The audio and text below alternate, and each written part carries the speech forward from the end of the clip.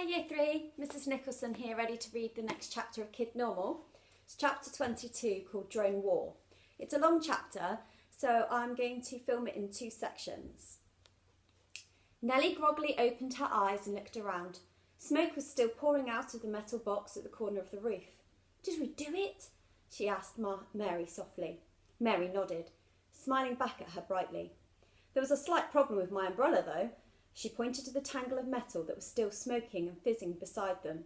"But never mind, let's have a look over the edge and see if we can see the others." Nellie looked serious. "I might not get the chance to say this later, so I want to get it in now," she told Mary. "Whatever happens to us, I just want you to know that I am loving this. Thanks for bringing me along." "Bringing you along? Are you kidding?" replied Mary. "Clouds, thunderbolts, you've been the most important person on this whole rescue." Nellie made a small squeaking noise because words were not her capability and reached out her hand to squeeze Mary affectionately on the foot. But as she made contact, there was a sharp spark of static. "Ow!" Mary jerked her foot away. "You fist me." Nellie was looking at her hand in confusion. The one she used to call the lightning. Just visible across her skin were tiny luminous blue lines of electricity running forwards and backwards.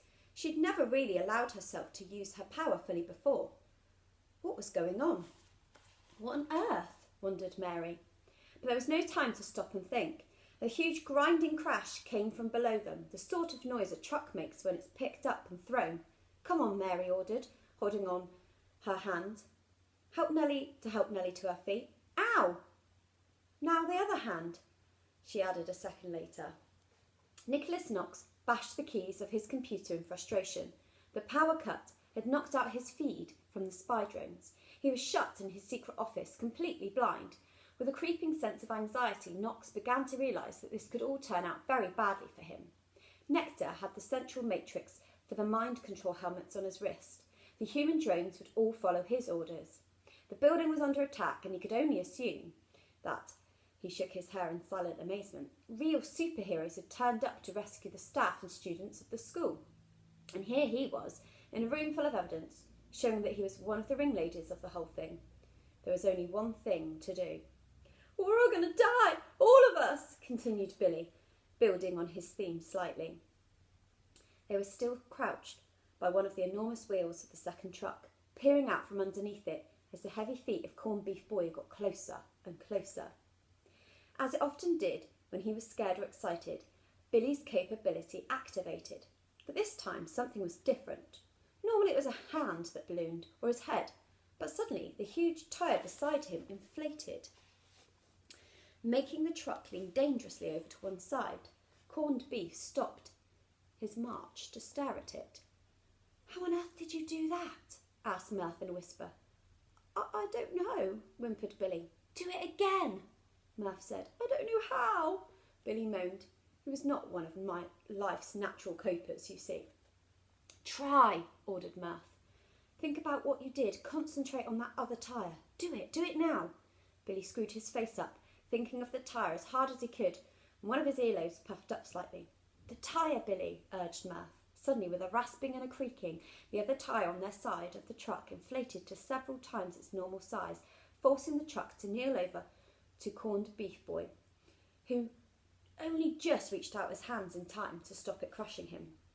His 4 fellow slave guards watched nervously, not daring to move from their position in front of the main doors in case this was a diversion.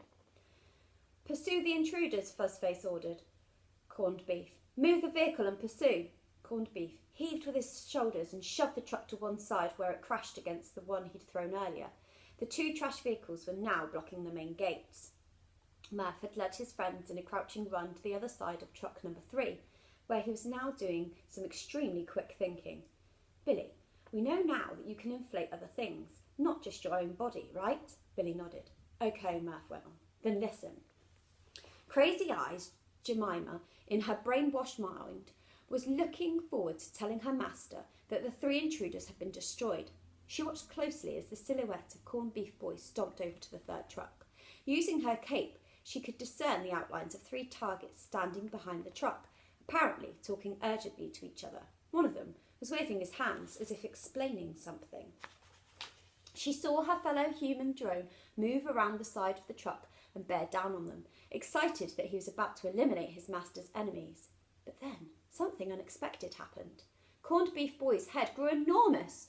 She saw the shape of his mind control helmet fly into the air as it popped off his suddenly huge head, and then watched as he crumpled to the floor. She rubbed her eyes. Our operative has been neutralised, she told Fuzzface in blank surprise. I will eliminate the intruders, decided Frankenstein's nephew. He ran towards the enemy at full speed, each of his hands expanding into a ball of flame. He began swinging his arms in a windmill motion in preparation for a devastating attack. Here's a picture. But before he could even round the corner of the truck, his head suddenly ballooned, and then his entire body. Frankenstein's nephew became a large, particularly a light ball. His mind-controlled helmet flew off and smashed against the factory wall as his momentum carried him onwards. He kept on rolling for some distance before hitting the fence and deflating. Gangly Fuzzface looked on in astonishment as yet another of his gang was taken out. I shall inform Lord Nectar we need reinforcements, he said to Jemima. Remain here and prevent intruders from escaping. He turned on his heel and disappeared inside the building. Jemima turned to her one remaining companion, the boy Mer thought of as Porkbelly Pigbreath, although his real name was actually Julian. We will remain here and prevent the intruders from entering our master's complex. No, actually you won't, shouted a voice from far above them. On the 4th floor, the lift doors opened with a soft ting. Gangly Fuzzface, mindless servant of the man-wasp Nectar, was on his way to tell his master that the most powerful member of his gang had been neutralised by the intruders. But there was a problem. The guards, who were also mindless servants of the man-wasp Nectar, had been ordered not to let anyone leave the lift. And what happened next is a good example of why slave armies will probably never really catch on. The large white pot plant-lined room where the lifts were located was being guarded by 3 human drones, all final students at the school. On one side was the entrance to the corridor that led to the boardroom and Nectar's tower. On the other, as you might remember, was the small, unobtrusive door behind which Nicholas Knox was contemplating the ruin of all his schemes. Fuzzface attempted to step out of the lift, but suddenly found a beefy hand on his chest. No one is permitted to leave the lift, ordered the drone, who before being mind-controlled had been a promising student called Fisher. I have a message for Lord Nectar, Fuzzface said. I must be allowed to pass. And I'll leave that part A there. Welcome. Come back and listen to part B.